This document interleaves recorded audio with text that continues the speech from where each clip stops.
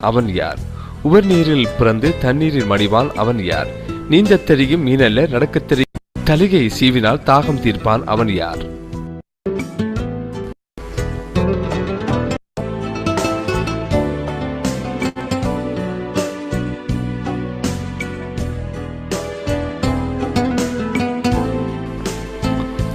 சுருக்க குறியீடுகளுக்கான விரிவான தமிழ் அர்த்தம் இங்கே. இலங்கை மின்சார சபை, இலங்கை ஒலிபரப்பு கூட்டுத்தாபனம், தேசிய கல்வி நிர்வாகம், இலங்கை மத்திய வங்கி, அரச பணி, இலங்கை பெட்ரோலிய கூட்டுத்தாபனம், வெளிநோயாளர் பிரிவு, பாடசாலை மட்ட கணிப்பீடு, இலங்கை ரூபவாகினி கூட்டுத்தாபனம், இலங்கை போக்குவரத்து சபை.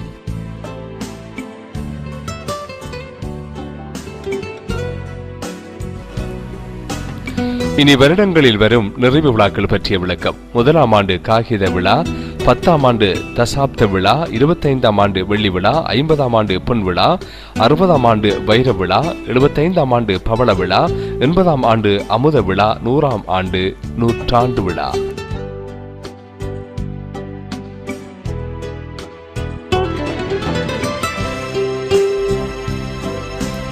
இனி பிராணிகளின் தொழில்களை பற்றி பார்ப்போம். ஆந்தை அலரும், மயில் அகவும், புறா குறுகுறுக்கும், கோழி கொக்கரிக்கும், காகம் கரையும், தேனி ரீங்காரம் செய்யும், வண்டி இறையும், கரடி உருமும்.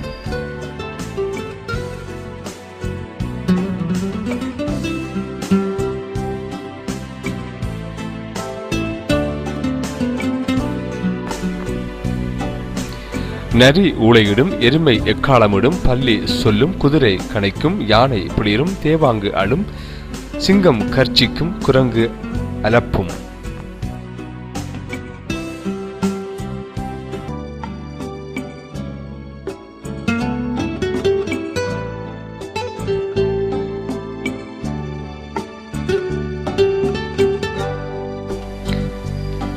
இனி நாம் சில மரபு தொடர்களை பார்ப்போம்.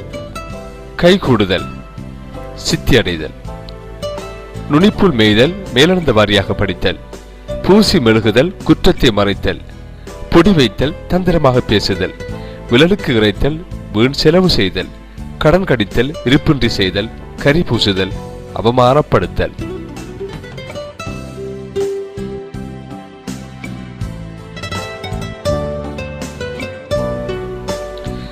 கண் திறத்தல், அறிவு உண்டாதல், கண் மூடுதல், இறத்தல் அல்லது மரணித்தல், கண் வளர்தல், நித்திரை செய்தல், கண் மலர்தல், விழித்தல், அறை கூவுதல், போருக்கு அழைத்தல், கை கழுவுதல், பொறுப்பை நீக்கிக் கொள்ளுதல், ஏட்டிக்கு போட்டி, விதண்டாவாதம் செய்தல்.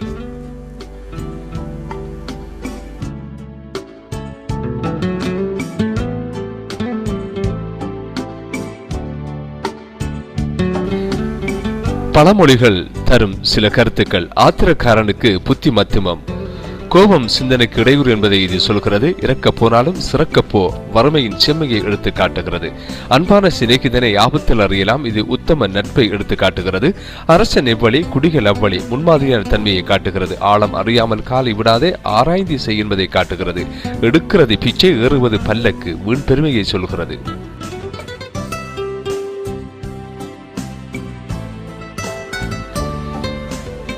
இக்கரை மாட்டுக்கு அக்கறை பச்சை, திருப்தியற்ற மனதை இது சொல்கிறது.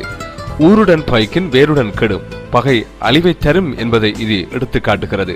எறும்பூர கற்கொடியும் விடாமுயற்சி வெற்றி தரும் என்பதை சொல்கிறது. கிட்டாதாயின் வெட்டன மர, கிடைப்பதற்கு அரிதான ஒன்றை மறப்பது நன்று என்று இது சொல்கிறது. மின்னுவதெல்லாம் பொன்னல்ல, கவர்ச்சியானவை அனைத்தும் நல்லவை அன்று என்பதை சொல்கிறது. குப்பையிலே போட்டாலும் குண்டுமணி மங்காது, வறுமையிலும் உயர்ந்தோர் பண்பு மாறாது என்பதை சொல்கிறது. ஆத்திரக்காரனுக்கு புத்தி மத்தியமம், கோபம் சிந்தனைக்கு இடையூறு என்பதை இது சொல்கிறது. கங்கையில் மூழ்கினாலும் காக்கை அன்னமாகுமா, தகுதிக்கேற்பவே எதையும் நினைக்க வேண்டும் என்பதை இந்த பழமொழி சொல்கிறது. இனி சிந்தனைக்கு ஒரு சீன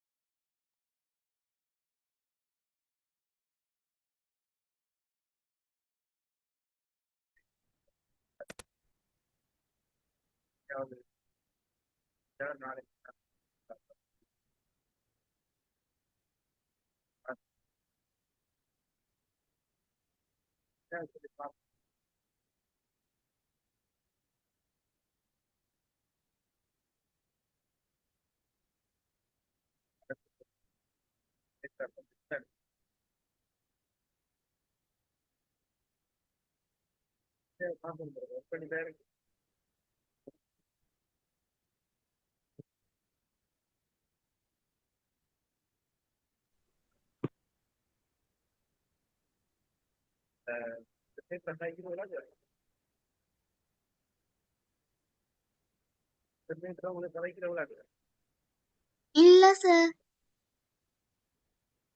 இல்ல சார், வழங்கல.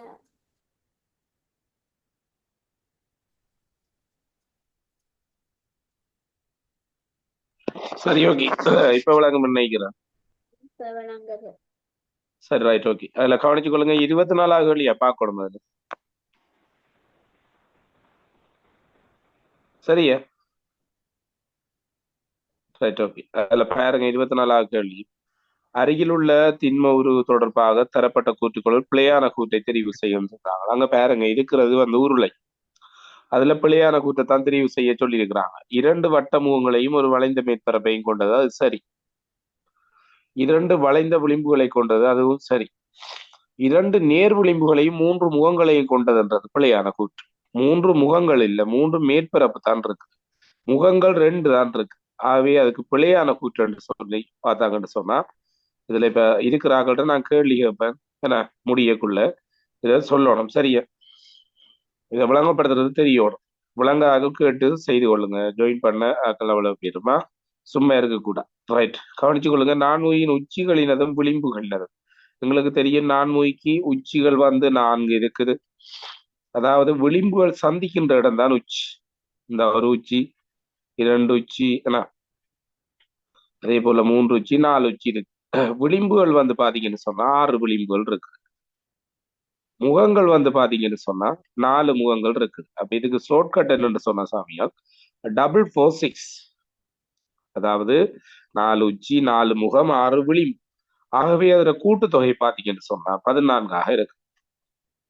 அதே போல ஒரே தள வடிவங்களை கொண்டு அமைக்க முடியாதது. இப்ப நாங்க உருளைய வந்து ஒரே இதை கொண்டு அமைக்க இயலாது. ஆனா சதுரங்களை கொண்டு 6 சதுரங்களை கொண்டு நாங்க சதுரமுகி அமைக்கலாம். 4 முக்கோணங்களை கொண்டு 4 அமைக்கலாம்.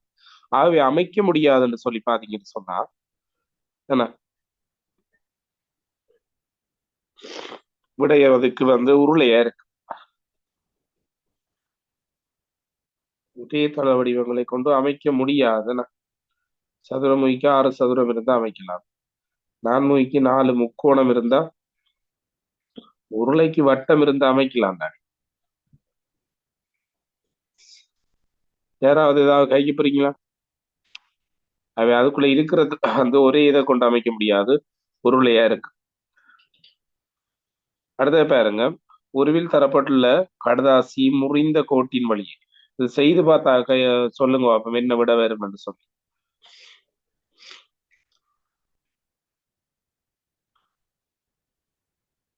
செய்து பார்க்கலையா? ஒரு ரெண்டாவது. ரெண்டாவது செய்து பார்த்தனீங்களா? கிழிச்சு பார்த்தனீங்களா? ஓம் சார். ரெண்டாவது இதுல பாருங்க, முகங்கள் எண்ணிக்கை கேட்டிருக்கிறாங்க. அப்ப நாங்க இதுக்கு என்ன செய்யறது? இந்த கோடுகளை தான் ஒன்று, இதுல ஒரு கோடு 2, இதுல ஒரு கோடு 3, இதுல ஒரு கோடு 4, இதுல ஒரு கோடு 5, இதுல ஒரு கோடு 6. 6ஓட 2 கூட்டி விடும். அது என்ன 2 கூட்டு 2 கேட்டா முன்பக்கமும் பின்பக்கம் கூட்டிங்கன்னு சொன்னா விட 8. இதுல பாருங்க, தரப்பட்ட கூற்றில் சரியானது தெரிவு செய்யறாங்க. 4 சமபக்க முக்கோணிகளை மாத்திரம் கொண்டு, அப்படி இல்லை. அங்கால முக்கோணம் என்று சொன்னா கீழே இது இருக்கு, சதுரம் இருக்குது. அப்ப இந்த விட வரா. ஒரு சதுரத்தையும் 4 முக்கோணிகளையும் கொண்டது, அது சரி. அடுத்தது 5 உச்சிகளையும். 5 உச்சி சரியானா? 2 4 6 உச்சி இருக்கு. அப்ப சரியான கூற்று விடை இரண்டாவது விடை சரி.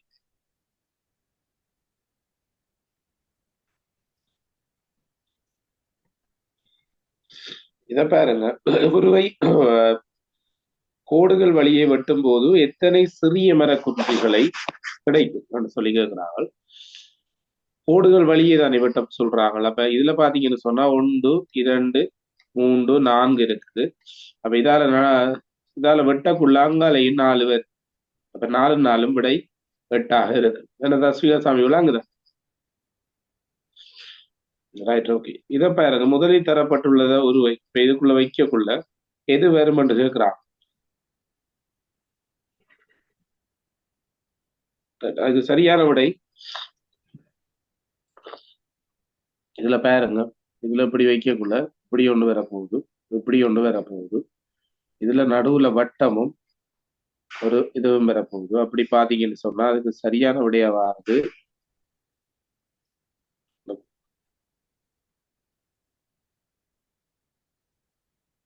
இரண்டாவது விடையை பாருங்க,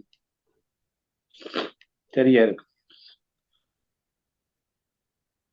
என்ன அந்த கோடு ஊடறுத்து செல்லக்கூடாது சாமி. இப்படியா பார்த்து பாத்தீங்கன்னு சொன்னா அதுக்குள்ள கோடு ஊடறுத்து செல்லல்.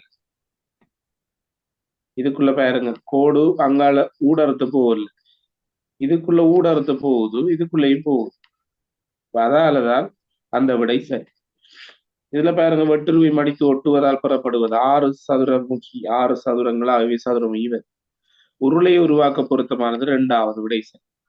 அதாவது ஒரு 2 வட்டமும் ஒரு செவ்வகமும் தேவை. சரி, இதுதான் பேசிக்கான அடிப்படையான விஷயங்கள் வழியா படிச்சுக்கணும். அடுத்த பாருங்க, 34வது. இவ்வுருவில் உள்ள முக்கோணிகள் எத்தனை என்று சொல்லி கேட்கிறார்கள்.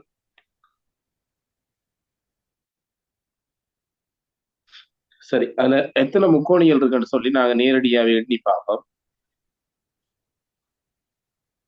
கவனிச்சு கொள்ளுங்க. முதல் கண்ணுக்கு தர்ற முக்கோணிக்கு நாங்க எண்களை போடுவோம். இங்க பாருங்க, 1, 2, 3. மூண்டங்கிற கண்ணுக்கு வடிவா தெரியுது. ஏன்னா இதுக்கு நாங்க ஏபி என்று போடுவோம். ABC. இதுல பாருங்க, இப்ப மூண்டங்கிற கண்ணுக்கு வடிவா தெரியுது இல்லையா? அப்படி என்று சொன்னா 1ம் 2ம் சியும் சேர்த்து ஒரு முக்கோணம் வடிவா பாருங்க. நான் போட்ட நம்பர்ஸ் ஒரு முக்கோணமா வருமாண்டு பாருங்க.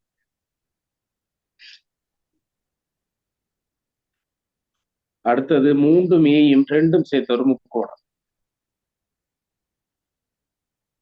டோட்டலா ஒரு முக்கோணம். அவை விடை 6. சரி, இதை பாருங்க, போத்தல் ஒன்றில் உள்ள நீர் அளவு தற்போது காட்டுவது போத்தலை கிடையாக பாருங்க அரைவாசி இருக்கு இல்லையா? இப்ப இதை கழிக்கக்குள்ள இந்த படம் வராது, இதுவும் வராது. அப்ப சரியான விடை 2வது சரி. வேணுமெண்டா ஒரு போட்டில், அதை கண்ணாடி போட்டில் இல்ல, சும்மா நோம்பல் போட்டில் ஒன்று எடுத்து இப்படி செய்து பாருங்க. இதே ஷேப்ல இருக்கு. அரைவாசி தண்ணி போட்டில் எடுத்து போட்டீங்கன்னு சொன்னா கிளிக்கக்குள்ள என்ன செய்யும்? தண்ணி பறந்து போகும். என்ன 37 கேள்வி பாருங்க. அருகிலுள்ள வட்டம் ஒன்று விட்டம் 10 சென்டிமீட்டரா? ஒரு வட்டத்தில் விலங்கல்ல 36வது விலங்குபடுத்தலையா சார்? விளங்கப்படுத்திப்போம். சரி, கவனிங்க. இதுதான் வட்டம் என்று சொன்னா வட்டத்துல விட்டம் என்று சொல்றது இந்த மையம் 2ஐயும் இணைச்சி வட்டம் இப்படி இணைக்கிறதான் விட்டம். அப்ப இது 10. அப்ப இங்க பாருங்க, 2 வட்டத்தை சேர்த்து தானே இது இருக்கு. 10 இங்க அல்ல 10, 10 10 எவ்வளவு? 20. சரியா? என்ன திருநேத்திரசாமி முழுசுரமாயிருக்கு, என்ன விளங்கிட்டாங்க? இல்ல சார். சரி, என்னன்னு சொன்னா இப்ப வட்டத்துல விட்டம் கேட்டிருக்கிறாங்க. இப்ப வட்டத்துல விட்டம் என்று சொல்றது கவனிச்சு கொள்ளுங்க. இந்த இருக்கிற இதுல நடுவுல வைக்கிற புள்ளி என்னன்னு சொல்றாங்க? மையம் என்று சொல்றாங்க இல்லையா? மையம். அது மாதிரி இந்த மையத்தை அடுத்த, அதாவது வட்டத்துல இந்த முனையில இருந்து இந்த முனைக்கு இணைக்கிறது வேற சொல்றாங்க. இப்ப இந்த இருக்கிற இதைத்தான் சொல்றது விட்டம். நீளத்தால கேறுன என்னன்னு சொல்லுவோம்? விட்டம். அப்ப இதுல வட்டத்துல விட்டம் 10 ஏபிக்கு இடையிலான தூரம். ஏபிக்கு இடையில பாருங்க 2 வட்ட இணைப்பு தான் வருது. ஒரு வட்டம். அப்ப இது 10 இருக்க போகுது சாமி. அடுத்தது பாருங்க, இது 10 இருக்க போகுது. அப்ப 10ம் 10ம் எவ்வளவு? 20. என்ன விளங்கிட்டா? இனிஷிதா சாமிக்கு விளங்கிட்டா? ஆம் சார். அடுத்தது பாருங்க,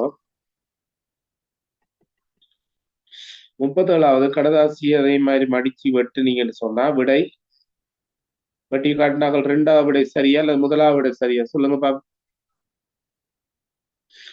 இரண்டாவது விடை. இரண்டாவது விடை. 2வது விடை சரி. இரண்டாவது. அடுத்தது பாருங்க, உடைந்த இது தரப்பட்டுள்ளது. இதை ஜாயின் பண்றதுக்கு எங்களுக்கு தெரியணும். ஆனா இந்த ஜாயின் பண்றதுக்கு என்ன இது வேணும்னு சொல்லி பாத்தீங்கன்னு சொன்னா வழியா பாத்தீங்கன்னு சொன்னா இந்த விட வேறு இரண்டாவது. சரி. இதை ஜாயின் பண்ணக்குள்ள எங்களுக்கு தெரியும். ஆனா இதோட இது ஜாயிண்ட் ஆக போகுது, இதோட இது ஜாயிண்ட் ஆக போகுது. இந்த ஷேப்ல இருக்கிறது எதுன்னு சொல்லி பாத்தீங்கன்னு சொன்னா மூன்றாவது. மூன்றாவது விடை. கடைசி கேள்வி பாருங்க சாமி. ரைட், இதுல பாருங்க. சரி, இதுல ஒன்று இல்ல, இதுல 3 செட்டப் தான் இருக்குது. 1, இதே போல 2, இதே போல 3. இத போல இருக்கிற துண்டுகள் ஒன்றுல எத்தனை 100 கண்டுபிடிச்சோம்னு சொன்னா அதை 3ஆல பெருக்கி விட்டோம்னா சரி. இதுல பாருங்க, 1 துண்டு, 2 துண்டு, 3 துண்டு, 4 துண்டு, 5 துண்டு, 6 துண்டு. அப்ப 1ல 6 சொன்னா அடுத்ததுலயும் 6, அடுத்ததுலயும் 6, விடை 6 3 18.